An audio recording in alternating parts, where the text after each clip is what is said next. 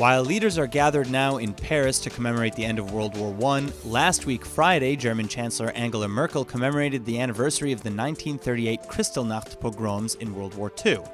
Speaking to Jewish leaders at a Berlin synagogue, Merkel said that, quote, "Jewish life is blossoming again in Germany, an unexpected gift to us after the Shoah. But we are also witnessing a worrying anti-Semitism that threatens Jewish life in our country," end quote. Merkel went on to call for a zero-tolerance policy towards anti-Semitic and violent hate groups.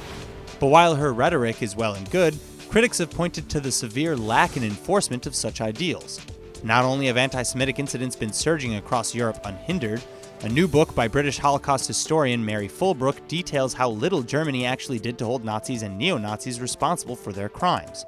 In Reckonings, Legacies of Nazi Persecution and the Quest for Justice, Fulbrook writes that while 1 million people were believed to have been active participants in the Holocaust genocide, only roughly 20,000, or 2%, have ever been found guilty, and only 600 of them were ever given sentences over 2 to 3 years.